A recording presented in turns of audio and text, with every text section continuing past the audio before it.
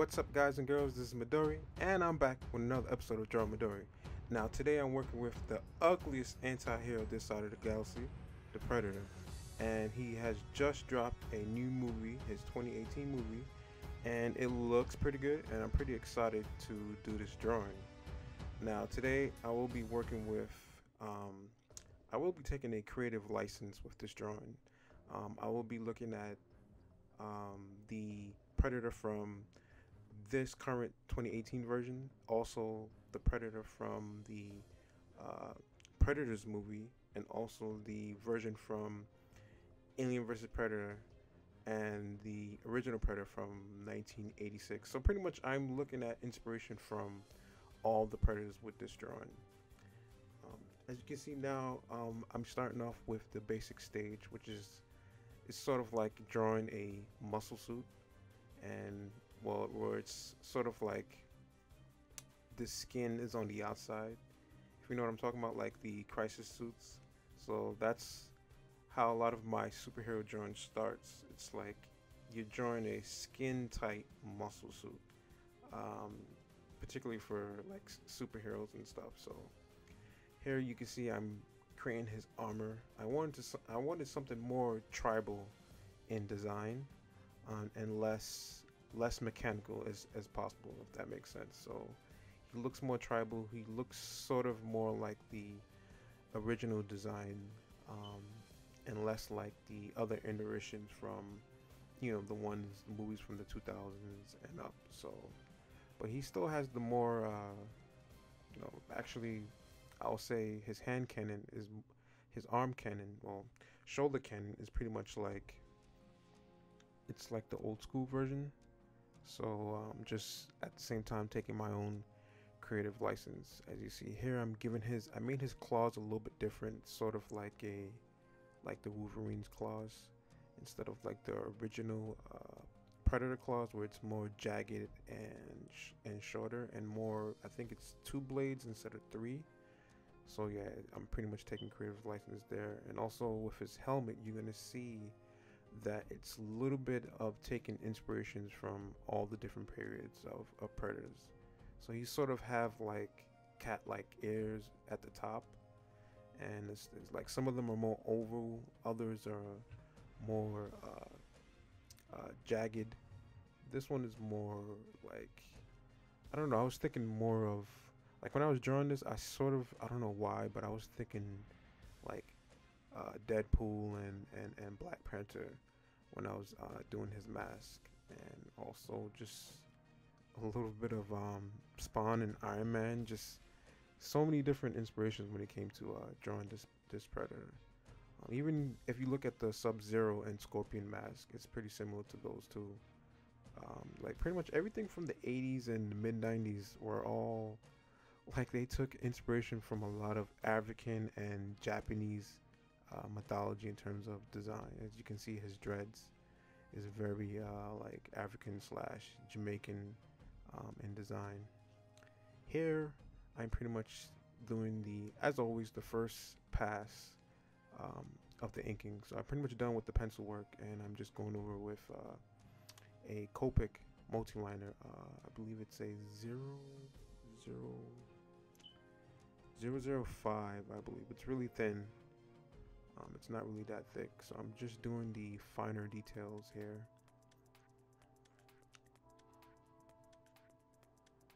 And when it comes to his hair, I'm making on purpose. I am not doing any of the coloring inside or in between.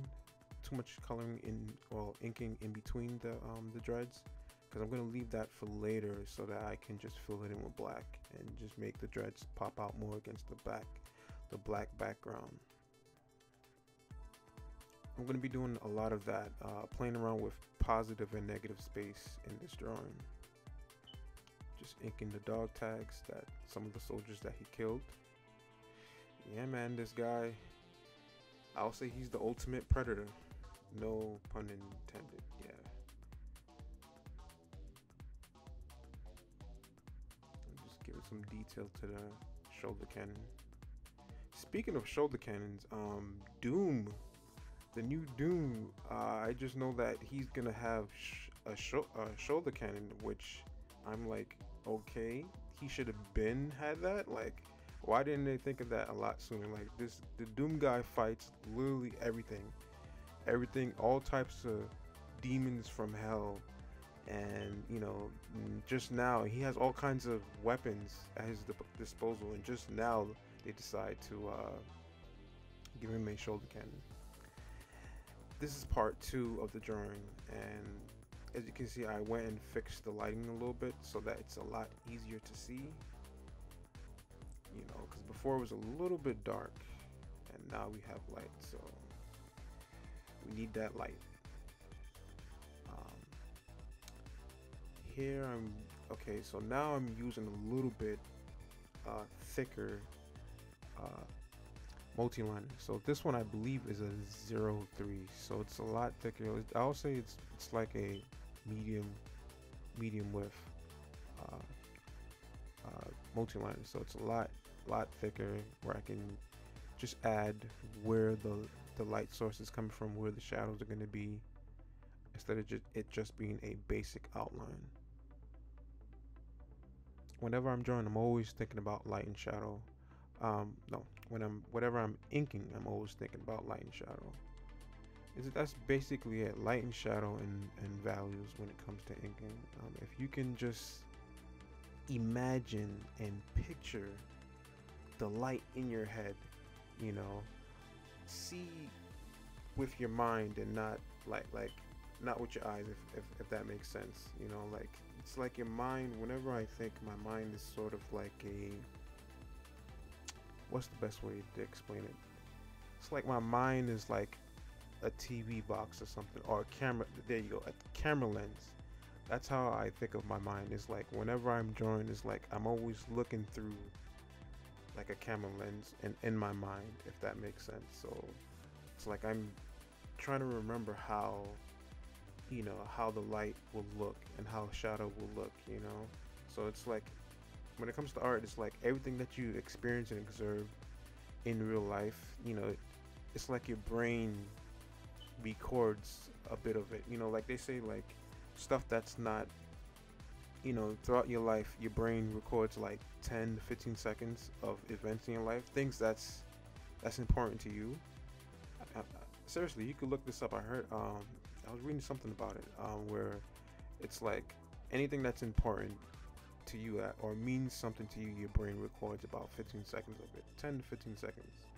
So it's like I took a lot of still life and life courses, and sometimes I'm just in the park and drawing or just observing how the light reflects and refracts on certain surfaces and stuff. So it's like a lot of that stuff I remember.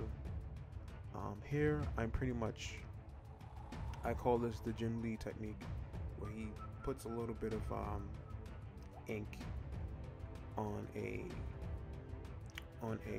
like a towel, or not a towel, but like a piece of tissue, and then you get like sort of this, oh, sorry about that, you sort of get this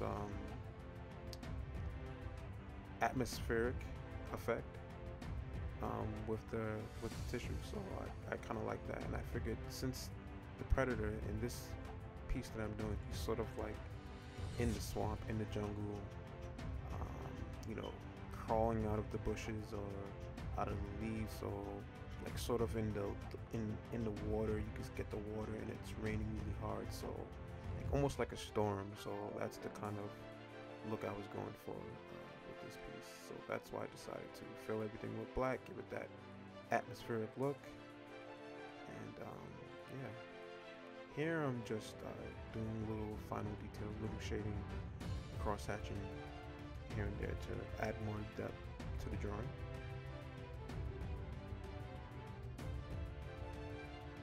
And it's pretty much coming towards the final stages. It's pretty much literally like 95% done. Here I'm just, like I said, I'm just adding the rain effects with a whiteout pen. It's pretty much coming to an end. Just final values I'm adding in. I didn't want to make this piece have like too much color or anything like that, so I kind of just wanted to keep it like a grayscale So not even too much of a grayscale, just slightly, just to add a little bit more depth.